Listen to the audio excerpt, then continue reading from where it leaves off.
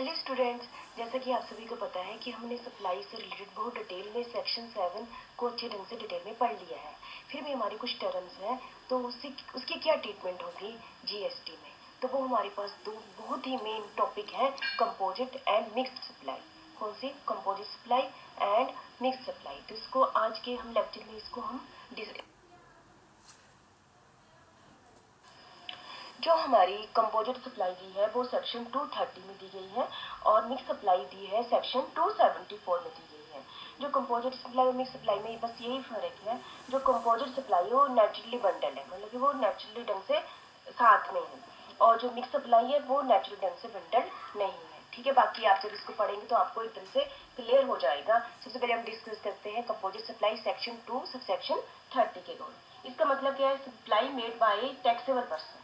ठीक है, सप्लाई कौन करता है? टैक्सेबल पर्सन करता है। वो कितनी करता है? 2 और मोर सप्लाई करता है, 2 और 2 से ज्यादा सप्लाई करता है गुड्स और सर्विसेज की, और एनी कॉम्बिनेशन।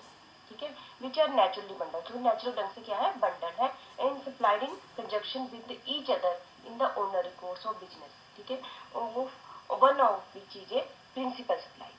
उनमें से क्या एक क्या होगा? प्रिंसिपल सप्लाई होगा। जैसे कि अभी बताती हूँ कि प्रिंसिपल सप्लाई कैसे हुई, एक एग्जांपल के थ्रू। जैसे हमने गुड्स ली, उसकी पैकिंग कराई, उसकी ट्रांसपोर्ट की, उसकी इंश्योरेंस भी कराई। ठीक है, उसकी पैकिंग मटेरियल भी यूज किया। ठीक है, जिसमें 3 शब्द बोले, पैकिंग मटेरियल, ट्रांसपोर्ट, इंश्योरेंस। ये तीनों चीजें ना अलग अलग सर्विस है ना, इज ए कंपोजिट सप्लाई, इसको कहेंगे कंपोजिट सप्लाई।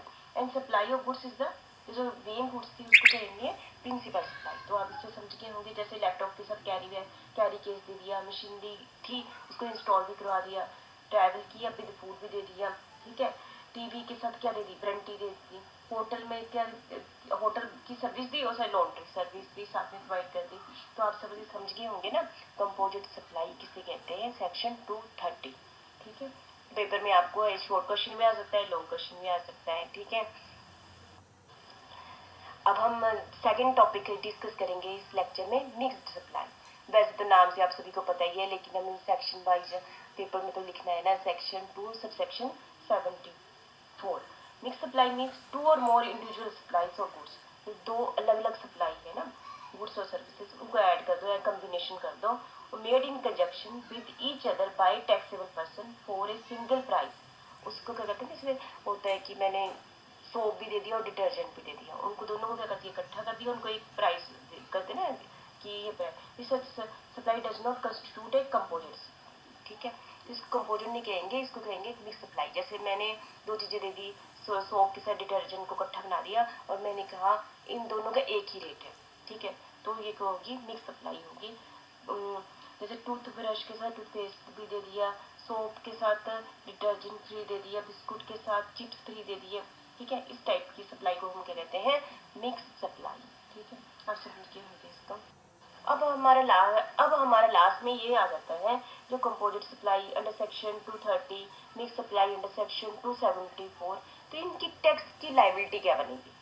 ठीक है, इनकी टैक्स की लायबिलिटी क्या बनेगी? ठीक है, in case of composite supply shall be treated as a supply of principal supply. ठीक है, जो कंपोजिट सप्लाई है comprising 2 or more supplies, one of which is a principal supply, shall be treated as a supply of principal supply.